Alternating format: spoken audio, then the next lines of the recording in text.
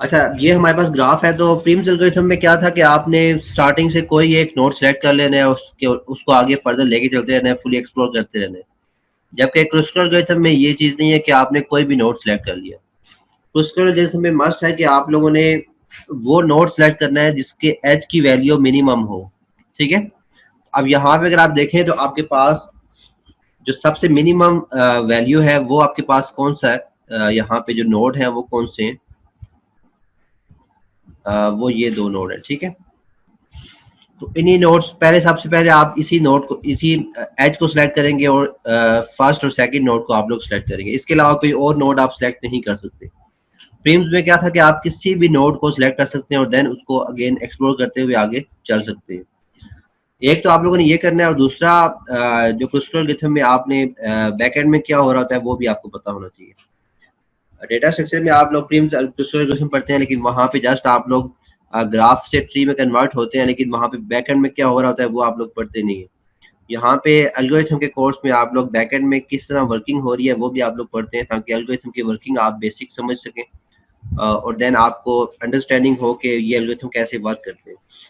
तो आप लोगों ने यहाँ पे क्रिस्कल में क्या करना होता है कि सबसे पहले आप लोगों ने जितने भी आपके पास यहाँ पे नोड है वो सारे लिख लेंगे। आपने ये सारे यहाँ पे लिख दिए। उसके बाद सीक्वेंस वाइज आप लोगों ने ये एज की वैल्यू लिखनी है। ये सारी एजेस की वैल्यू लिखी हुई है जो कि सीक्वेंस वाइज लिखी हुई है। ठीक है।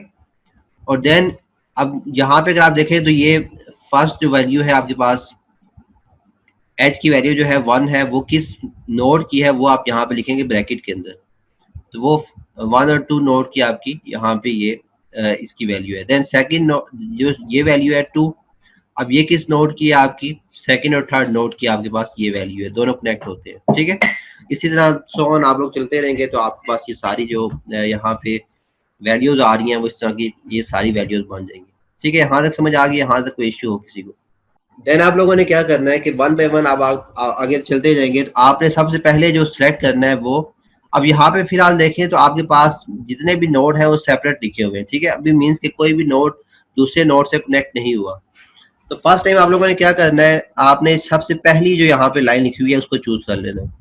इसको चूज किया तो आपका कौन से नोड कनेक्ट हो जाएंगे? फर्स्ट और सेकंड नोड आपका आपस में कनेक्ट हो जाएंगे थ्रू एज जो है उसकी वैल्यू क्या है? 1 है। तो आपने फर्स्ट और सेकंड नोड को सिलेक्ट कर लिया। तो आप यहाँ पे सिलेक्ट जब होगा, ये फर्स्ट और सेकंड नोड सिलेक्ट हुआ। ठीक है।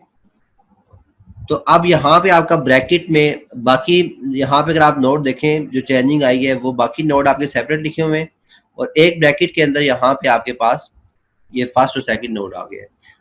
तो जब एक ब्रैकेट के अंदर आपके पास मोर देन वन नोड यहाँ पे आ जाएंगे, इट मीन्स कि वो नोड आपस में कनेक्ट हो चुके हैं।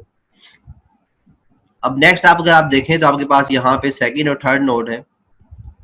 तो अब सेकंड और थर्ड नोड भी आपस में आप लोगों ने देखना है कि अब सेकंड और थर्ड नोड, सेकंड नोड ये है और थर्ड नोड आपके पास ये है। ठीक है। और इसकी वैल्यू हमारे पास क्या है? 2, जो एच की वैल्यू है वो ये है।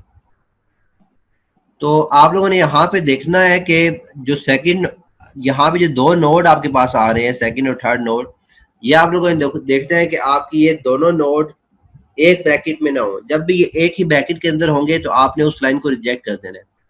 तो आपका ये सेकंड नोड जो है वो इस ब्रैकेट के अंदर है और थर्ड नोड आपका दूसरी ब्रैकेट के अंदर है। इट मीन्स कि ये सेपरेट ब्रैकेट पे है। तो अब आप लोगों ने क्या करना है, सेकंड और थर्ड नोड को आपस में कनेक्ट कर देना है। तो थर्ड नोड आपका इस ब्रैकेट के अंदर आ जाएगा। तो नेक्स्ट जो स्टेप होगा वो क्या हो जाएगा? आपका ये आ जाएगा। ठीक है। क्या आपके फर्स्ट सेकंड और थर्ड नोड आपस में कनेक्ट हो गए? तो अब यहाँ पे आपको नजर भी आ रहे होंगे ग्राफ में, आप इसको विजुलाइज भी कर सकते हैं।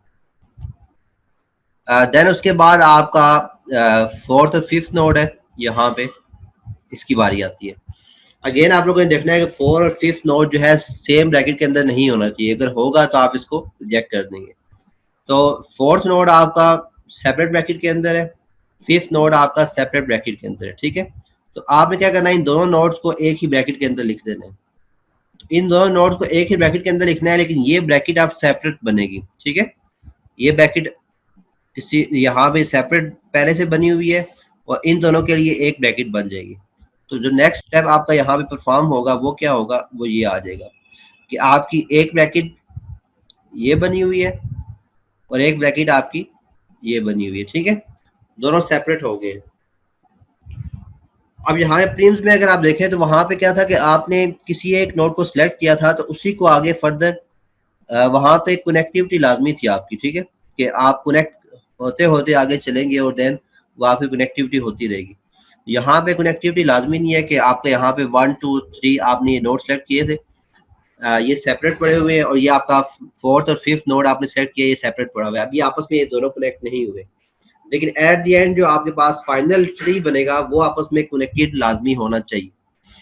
अब नेक्स्ट जो यहाँ पे आपके पास नोड है वो 6 और 7 है, अगेन आपका यहाँ पे 6 और 7 भी जो है वो एक ही ब्रैकेट के अंदर आ जाएंगे, तो नेक्स्ट स्टेप आपका यहाँ पे 6 और 7 आ जाएगा, ठीक है, क्लियर हो गया।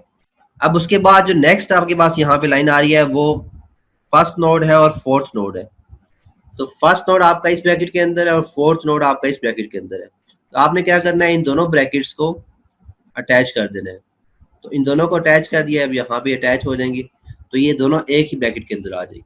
अब यहाँ पे ये भी आपस में लिंक हो जाएंगे, ठीक है, तो अब ये आपका आपस में लिंक हो गया, 1 2 3 4 5 ये आपस में सारे लिंक हो गए। इधर आपको विजुलाइज भी हो रहा होगा और वहां पे साथ साथ ब्रैकेट में वर्किंग कैसे होती है वो भी सारी हो रही है। देन उसके बाद अगर आप देखें जो नेक्स्ट आपके पास यहाँ पे लाइन आ रही है वो क्या है, 2 और 5, तो सेकंड नोड भी आपका इसी ब्रैकेट के अंदर है और फिफ्थ नोड भी आपका इसी ब्रैकेट के अंदर है। अभी आपको बताया था कि अगर आपके दोनों नोड एक ही ब्रैकेट के अंदर आ जाते हैं तो आपने उस लाइन को रिजेक्ट कर देना है। रिजेक्ट क्यों करना है, देखो 2 और 5 आपका यहाँ पे इसको अटैच कर रहे हैं, अगर हम इस लाइन को सिलेक्ट करते हैं, इस एज को सिलेक्ट करते हैं तो आपके एक सर्कल बन जाता है।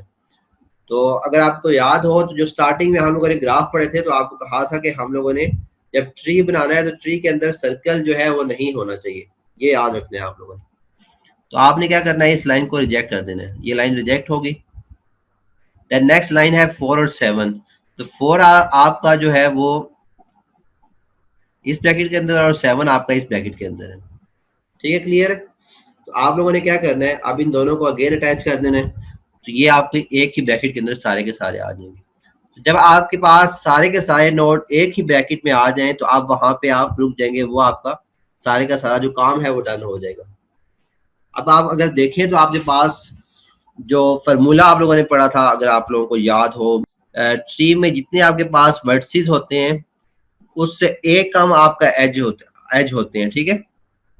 ये आपका अगर ये फार्मूला था वो वर्सेस -1 एजेस आपके पास होते हैं, तो यहाँ पे वर्सेस आपके पास कितने हैं, 1 2 3 4 5 6 7 वर्सेस है हमारे पास। एजेस हम काउंट करें तो आपके पास 1 2 3 जो हमने सिलेक्ट किए 4 5 और 6, तो 6 एजेस हम लोगों ने सिलेक्ट किए हैं और वर्सेस हमारे पास 7 है, तो इट मींस कि एजेस इक्वल टू वर्सेस -1, हमारे पास ये फार्मूला जो है वो कंप्लीट हो गया है। जब ये फार्मूला आपका ट्रू हो जाएगा तो आपका इट मींस कि आप अब आपका ट्री बन चुका है। अब यहाँ से अगर आप कोई एक एज भी मजीद सिलेक्ट करते हैं तो फिर आपका क्या बनेगा, सर्कल बन जाएगा।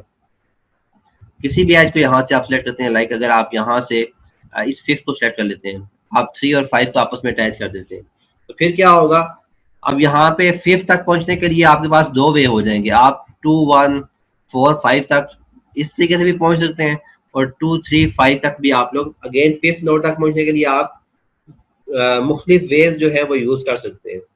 तो इसलिए फिर आप लोग यहाँ पे मजीद जो एज है वो सिलेक्ट नहीं कर सकते, ठीक है, यहाँ तक क्लियर हो गया। ये किसी को कोई इश्यू हो कि क्रूस्कल गैथर में वर्किंग कैसे होती है।